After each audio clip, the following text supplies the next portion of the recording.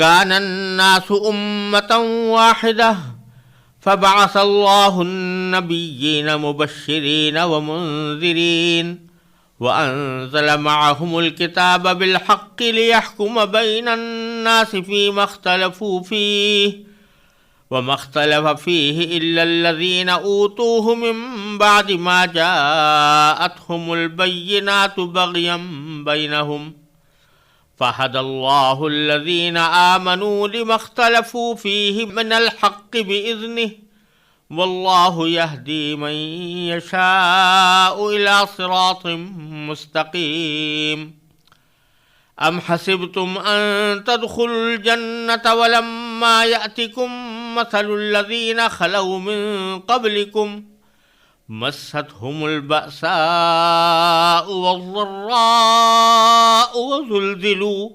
وزلزلوا حتى يقول الرسول والذين آمنوا معه متى نصر الله ألا إن نصر الله قریب۔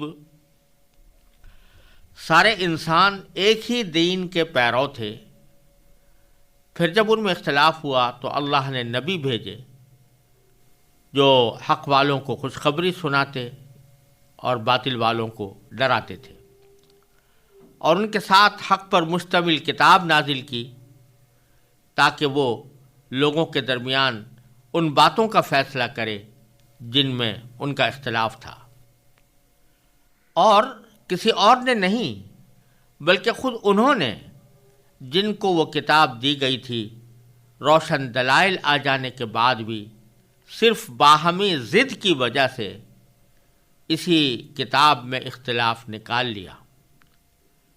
پھر جو لوگ ایمان لائے، اللہ نے انہیں اپنے حکم سے حق کی ان باتوں میں راہ راست تک پہنچایا جن میں انہوں نے اختلاف کیا تھا، اور اللہ جسے چاہتا ہے راہ راست تک پہنچا دیتا ہے۔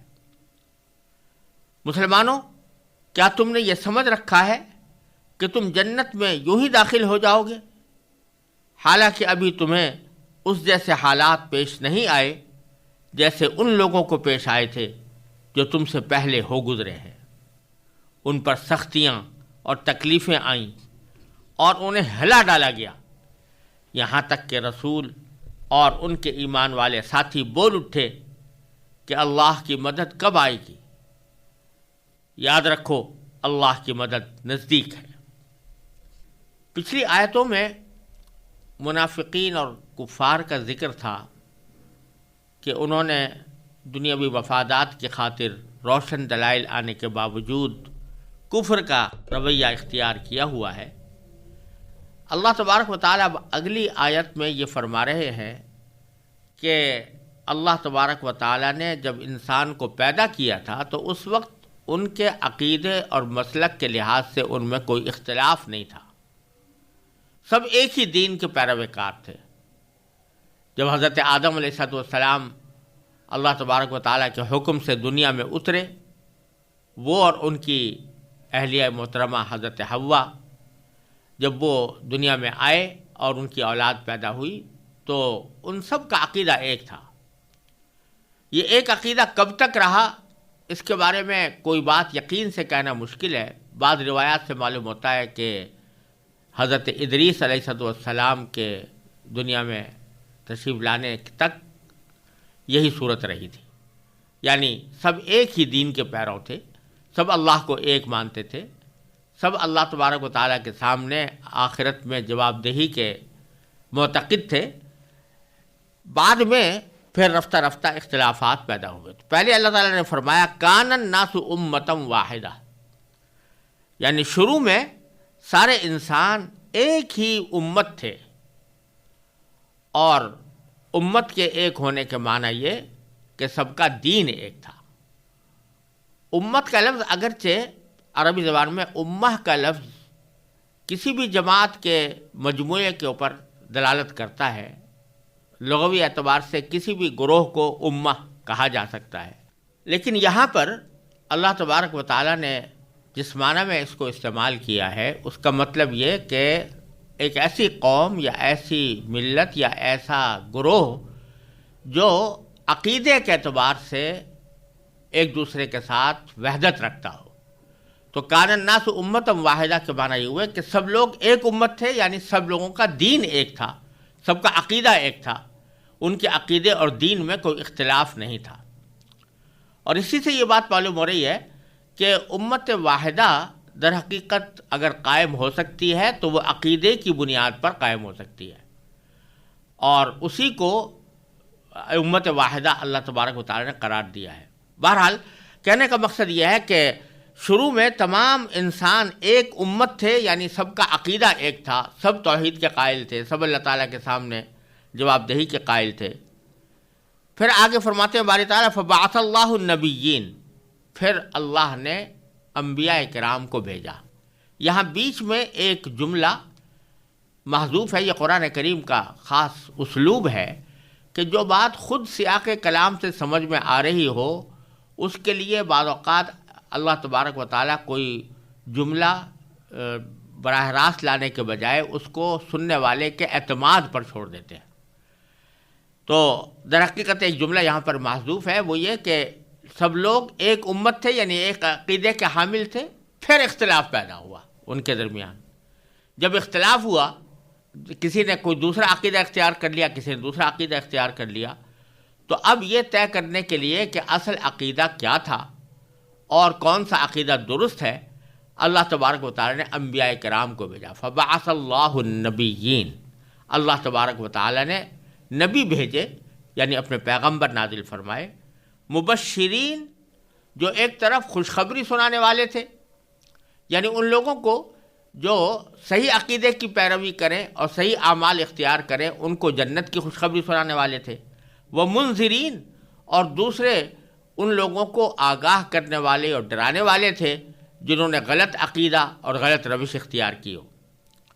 وَأَنزَلَ مَعَهُمُ الْكِتَابَ بِالْحَقِّ، اور اللہ تعالیٰ نے ان کے ساتھ کتاب بھیجی حق کے ساتھ، یعنی جو ایسی کتاب جو حق پر مشتمل تھی، آسمانی کتاب.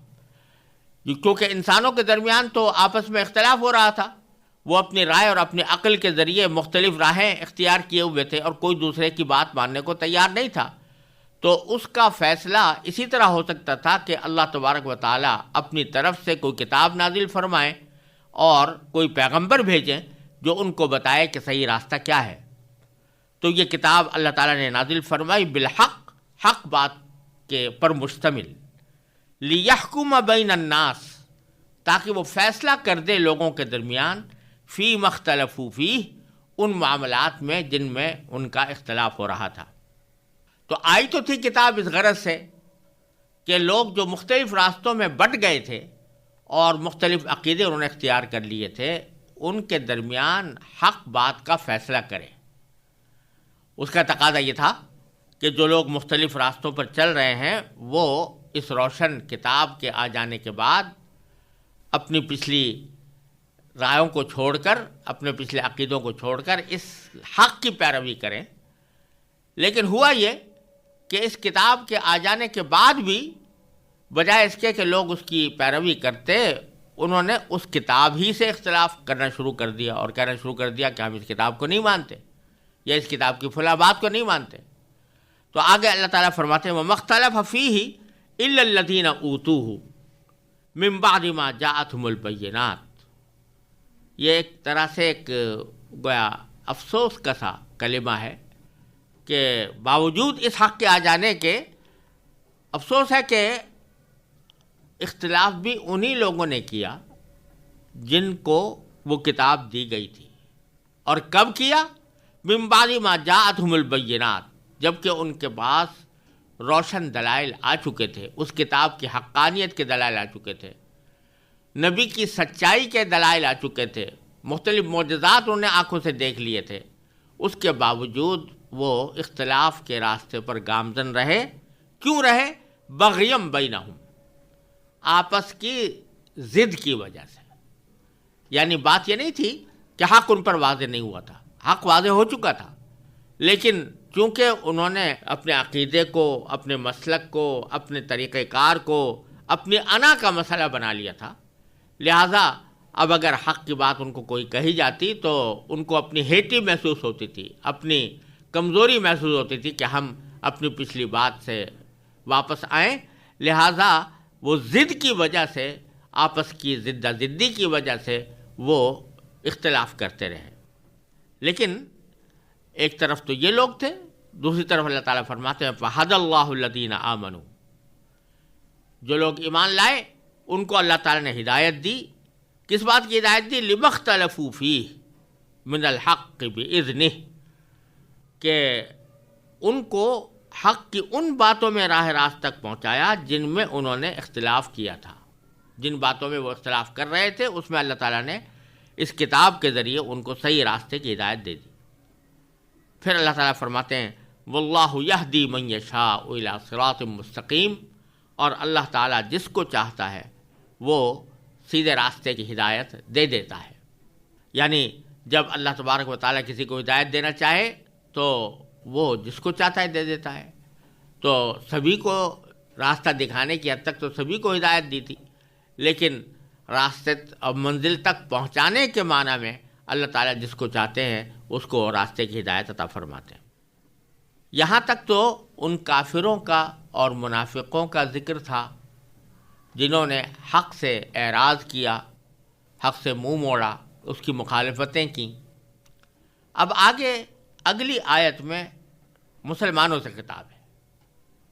مسلمانوں سے خطاب اس لیے کیا گیا ہے کہ کفار کی جس روش کا ذکر فرمایا گیا اور منافقین کے جس طرز عمل کا پیچھے ذکر آیا ہے، اس میں یہ بات داخل ہے کہ وہ ایک طرف تو حق کا انکار کرتے تھے اور دوسری طرف جو لوگ حق کو قبول کر چکے ہیں، ایمان لا چکے ہیں، ان کو تکلیفیں پہنچاتے تھے، طرح طرح کی اذیتوں سے ان کو دوچار کر رہے تھے۔ تو اللہ تبارک و تعالیٰ اب مسلمانوں کو تسلی دیتے ہیں کہ ان مصیبتوں اور ان تکلیفوں سے گھبرانا تمہارا شیوا نہیں ہونا چاہیے، اس لیے کہ جنت اتنی سستی نہیں ہے۔ اللہ تبارک و تعالیٰ نے تمہارے لیے جو جنت کا انعام رکھا ہے وہ اتنا سستا نہیں ہے کہ بغیر کسی معمولی مشقت کے تم اس میں داخل ہو جاؤ۔ چنانچہ فرمایا کہ ام حسبتم ان تدخلوا الجنہ، کیا تم نے یہ سمجھ رکھا ہے کہ تم جنت میں یوں ہی داخل ہو جاؤ گے؟ ولما یاتکم، حالانکہ ابھی تک تمہارے پاس اس جیسے حالات پیش نہ آئے، مثل الذین خلوا من قبلکم، جیسے ان لوگوں کو پیش آئے تھے جو تم سے پہلے گزرے ہیں۔ کیا ہوا تھا ان کے ساتھ؟ مستہم البأساء والضراء، ان پر سختیاں اور تکلیفیں آئیں۔ بأساء کے معنی ہے سختی اور ضراء کے معنی کسی بھی قسم کی تکلیف، تو ان کو طرح طرح کی سختیاں، طرح طرح کی مصیبتیں، طرح طرح کی تکلیفیں ان کو پہنچیں۔ وزلزلوا، اور ان کو ہلا ڈالا گیا، یعنی ان مصیبتوں اور تکلیفوں کی شدت کی وجہ سے بعض اوقات وہ ہل اٹھے، ان کو ہلا ڈالا گیا ان تکلیفوں سے، یہاں تک کہ رسول نے، خود رسول اور ان کے ایمان والے ساتھی یہ بول پڑے، حتیٰ یقول الرسول والذین آمنوا معہ، یہاں تک کہ رسول اور وہ لوگ جو ان کے ساتھ ایمان لائے تھے وہ بول اٹھے کہ متی نصر اللہ، اللہ کی مدد کب آئے گی؟ تو اللہ تعالیٰ فرماتے ہیں الا ان نصر اللہ قریب، یاد رکھو اللہ کی مدد نزدیک ہے۔ یعنی یہ تم جو سمجھتے ہو کہ بعض اوقات اللہ تبارک و تعالیٰ کی طرف سے مدد آنے میں دیر ہوتی ہے، تو یہ تمہارے اپنے حساب سے وہ دیر ہوتی ہے، اللہ تبارک و تعالیٰ کے ہاں دیر نہیں ہوتی۔ اگر تم ان تکلیفوں اور مصیبتوں اور پریشانیوں پر صبر کر کے اپنے موقف پر قائم رہو تو اللہ تبارک و تعالیٰ پھر تمہاری مدد فرماتے ہیں، چاہے وہ تمہیں دیر میں نظر آتی ہو، لیکن حقیقت میں اللہ تعالیٰ کے نزدیک وہ قریب ہے۔